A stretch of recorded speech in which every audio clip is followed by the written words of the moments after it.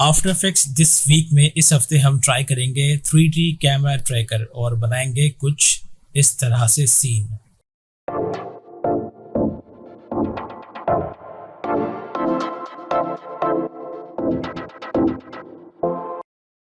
इस तरह के सीन क्रिएट करने के लिए सबसे पहले हम ले लेंगे एक अदद फुटेज जो हमने डाउनलोड कर रखी है और ये आपको मिल जाएगी पिक्सेल्स पे।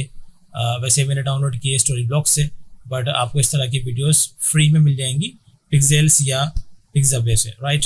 तो सबसे पहले हम ट्रिम कर लेंगे कि हमें कहाँ से वीडियो चाहिए। फॉर एग्जांपल ये चूँकि सीन बहुत बड़ा है, 23-25 सेकंड्स का सीन है, तो मुझे इतना बड़ा सीन तो नहीं चाहिए।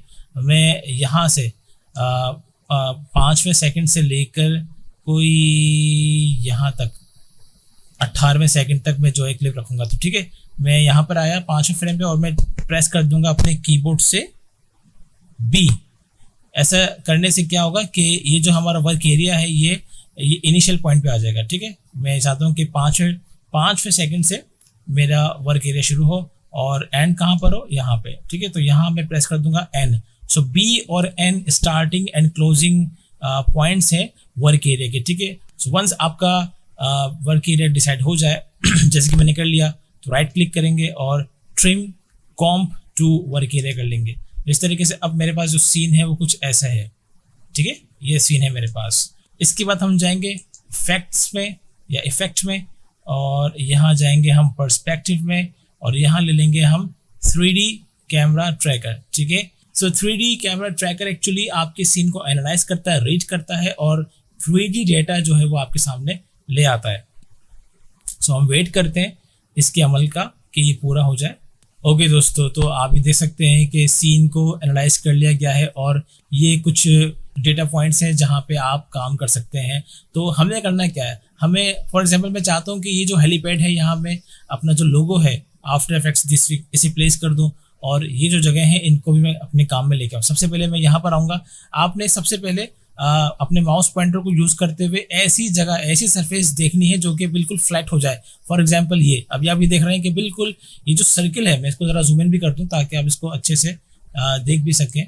तो ये देखिए, मैं माउस पॉइंटर ले लेता हूँ और ये देखिए बिल्कुल फ्लैट हो गया है। ठीक है, बिल्कुल एग्जैक्ट जो हम चाहते हैं, जो सीन इस वक्त है बिल्कुल उस अंदाज से यहाँ पे हमारा जो सर्किल है ये फ्लैट हो गया है। ठीक है, तो जब आपको अपनी पसंद की जगह मिल जाए जहाँ आप कुछ भी लगाना चाहते हैं, फॉर एग्जांपल लोगो या टेक्स्ट, जब आपको जगह मिल जाए तो यहाँ पे आप आएंगे।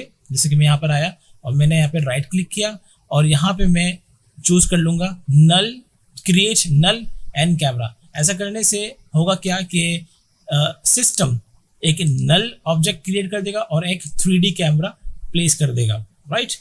सो ये हमारा काम हो गया। अब मुझे लाना है अपना लोगो। जैसे कि आफ्टर इफेक्ट्स दिस वीक ये लोगो है, मैं इसे यहाँ ले आया, ये लोगो मैंने यहाँ पे प्लेस किया।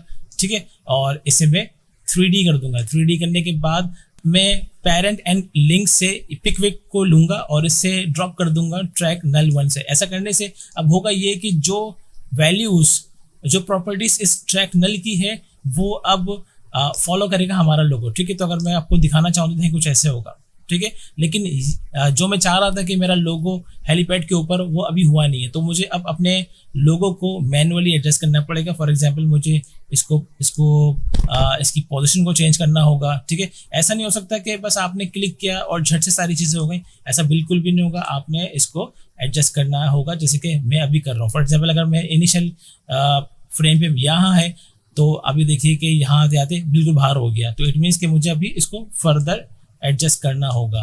फाइनल फ्रेम देखते हैं कैसा आता है। फाइनल फ्रेम हमारा कुछ ऐसे होगा। मैं इसको यहाँ पे ड्रैग भी कर देता हूँ। ठीक है, ये सारी मैनुअल चेंजेस आपने करनी है जो कि अभी आप देख सकते हैं कि मैं कर रहा हूँ। ठीक है, ओके, और इसको थोड़ा सा मैं अब स्केल भी कर देता हूँ और राइट, अब देखें ज़रा सा ऊपर हो गया ये। तो ये चेंजेस आपकी चलती रहेंगी। ठीक है, एक बार आपकी चेंजेस जो है वो आपके सीन के लिहाज से बिल्कुल एक्यूरेट हो जाए तो फिर जनाब आपका काम हो गया। और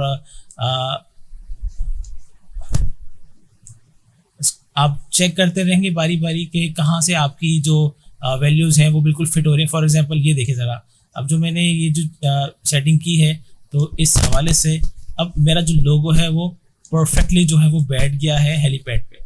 ठीक है, अगर अब मैं आपको दिखाना चाहूँ कि एनिमेशन कुछ कैसे नज़र आ रही है, तो मैं इसका प्रीव्यू बना लेता हूँ और आप देखें कि जैसे जैसे कैमरा चल रहा है बिल्डिंग के करीब जा रहा है, उसी तरीके से मेरा लोगो भी जो है वो हेलीपैड पे मौजूद है और माइनर सी जो है वो जर्किंग है, लेकिन ओवरऑल आपका जो सीन है जो आप चाह रहे थे वो आपने क्रिएट कर लिया। ठीक है, एक तो ये काम हो गया। अच्छा, मैं चाहता हूँ फर्दर और भी पॉइंट्स अवेलेबल हैं, तो मैं टेक्स्ट लिखना चाहता हूँ, तो मैं दोबारा अपने लोगो पे आऊँगा, अपनी वीडियो पे आऊँगा। ठीक है, और इफेक्ट्स कंट्रोल में आऊँगा और यहाँ मैं 3D कैमरा ट्रैकर को फिर सेलेक्ट कर लूँगा ताकि जितने पॉइंट्स थे वो सारे आ जाएँ। तो एक तो ये हो गया। मैं चाहता हूँ मेरा टेक्स्ट भी जो है वो यहाँ पर आए, टेक्स्ट भी मैं लिखना चाहता हूँ। तो जैसे कि यहाँ ये जो ग्लास वॉल है एक्सटीरियर है, यहाँ पे टेक्स्ट लिखना चाहता हूँ, वरना पॉइंट्स तो यहाँ भी हैं। ठीक है, तो मैं अगेन यहाँ पर आया और मैंने देखा कि हाँ ये फ्लैट एरिया है। ठीक है, यहाँ पे आके मैं राइट क्लिक करूँगा और अब की बार मैं ले लूँगा क्रिएट टेक्स्ट। ठीक है, ये देखिए टेक्स्ट की प्रॉपर्टी आ गई और यहाँ पे अब जो मुझे लिखना है मैं लिख दूंगा। फॉर एग्जाम्पल मैंने लिखा AE दिस वीक। ऑब्वियसली बहुत बड़ा हो गया टेक्स्ट, तो मुझे इसको एक तो ये कि इसको स्केल डाउन करना चाहिए। ठीक है, मैंने इसको स्केल डाउन किया। ठीक है, और इसके अलावा इसका जो स्पेस बिटवीन लाइन था उसे मैंने एडजस्ट किया। टेक्स्ट को मैंने कुछ यहाँ इस तरह से कर दिया। ठीक है, तो अगर मैं देखना चाहूँ कि अब एनिमेशन कैसे बनी है, तो आप ये देखें कि किस तरीके से कितना परफेक्टली हमारा टेक्स्ट जो है वो हमारी वॉल पर आया है। राइट, थोड़ा सा इसको और नीचे कर देंगे और अब देखेंगे।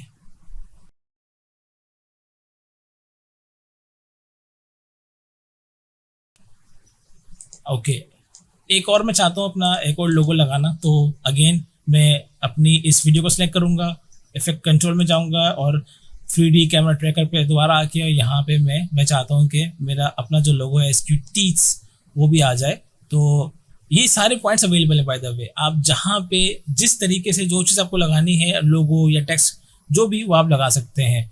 मैं यहीं आ जाता हूँ, मैंने यहाँ पे आके राइट क्लिक किया अगेन और क्रिएट नल ले लिया। ठीक है, यहाँ पे आप और भी ऑप्शन है, लेकिन अभी हम जो बात कर रहे हैं वो ये कि हमने क्रिएट टेक्स्ट ले लिया, क्रिएट सॉलिड ले लिया। यहाँ पे हम लेंगे क्रिएट नल अगेन और ये आ गया।